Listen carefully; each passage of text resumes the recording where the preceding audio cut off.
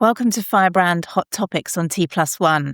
I'm Virginie O'Shea, founder of Firebrand Research, and today we're going to chat and talk about the asset servicing aspects of the move to shorten the settlement cycle in Europe. And with me, I have several experts to discuss the burning issues.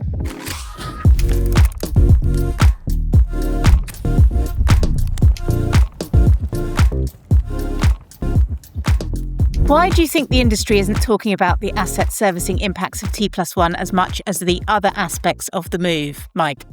I think in many respects, corporate actions or asset servicing is a byproduct of everything else. So I think in many respects, it's easier for people to speak about settlements, i.e. topics they're more familiar with. Whereas in the asset servicing corporation space, probably everyone isn't as au fait with those topics. So that's why I think, generally speaking, it's not always at the forefront of people's minds when it comes to huge industry change, like we're seeing with T+1. However, we are, I think, changing that view. Richard and I are advocating quite strongly, both here in the UK and across Europe, to bring the awareness of the corporate action impacts up.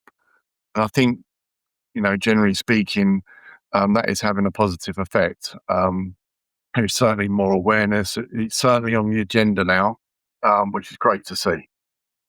Sure, and that's part of the AST, the Accelerated Settlement Taskforce initiatives, right, to help bring those views to the fore. Richard, do you want to add anything there?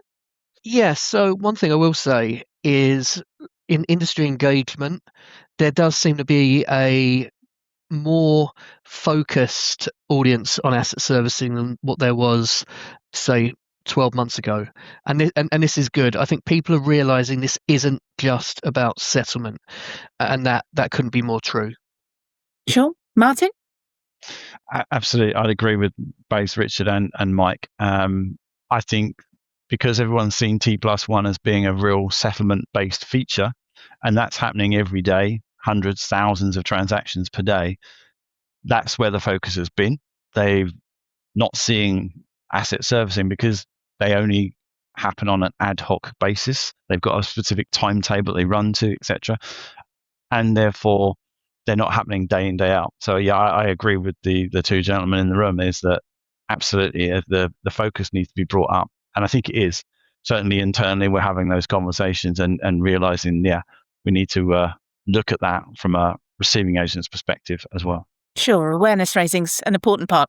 Mike? Yeah, sorry, I was going to say, and the other attribute to that is the role in which we play touches every part of the industry, really: settlement, trading, lending, collateral, etc. So when we talk about putting forward our recommendations for T+1, we've got to really have a look at those recommendations and the impact it has to all of what I've just mentioned. So we're not siloed in corporate actions in terms of, client instructs, we take up. There's a little bit more to it because of the many myriad of products that are available to the industry. I think that's another reason why it's not always at the forefront of people's minds, because of the complexity that it brings.